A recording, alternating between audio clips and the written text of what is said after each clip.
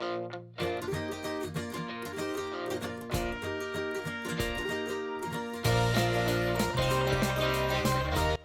I'm Dhera. Welcome back to my channel. Today I'm showing you how to make the perfect tea cake, which is buttery, soft and moist. I will be baking it in a kadhai, but I have also shared the OTG instructions. So let's get started.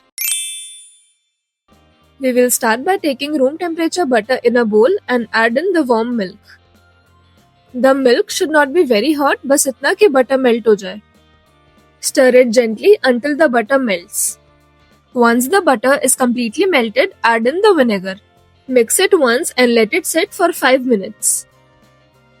Vinegar is used for two reasons. Firstly, we are adding it to the milk to make buttermilk. Buttermilk is usually used in eggless cakes उन्हें soft बनाने के लिए. Secondly, vinegar is an acid which reacts with baking soda and helps the cake to rise well. I have used white vinegar in this recipe, but if you don't have that, you can replace it with an equal amount of lemon juice. After 5 minutes, we will add in the sugar. Give it a quick mix and set it aside. At this stage, the mixture will look curdled because we have added vinegar. Take another bowl for the dry mix. Keep a sieve and add in the all-purpose flour, corn flour, milk powder, baking powder, and baking soda. Sift everything together.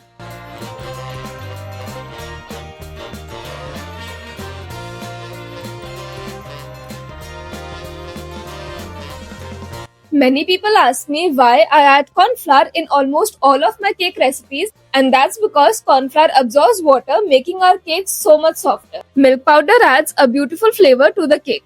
I'm using salted butter in this recipe, which is why I'm not adding any extra salt. If you're using unsalted butter, you can add half teaspoon of salt. We will add this dry mix to the wet ingredients to make the batter. Only add half of the dry mix at a time. Mix everything well using a hand whisk.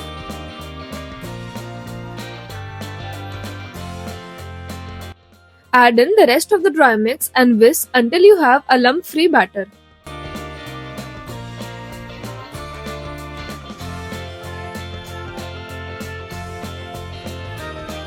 Once the batter is ready, let's prep the kadhai for baking. Take a kadhai and add salt to cover the base. Spread it evenly. This is regular table salt, which has turned brown because I have been using this since many years for baking. Put a small plate and cover the kadhai with a larger plate. Preheat this kadhai on high flame for 7 to 8 minutes.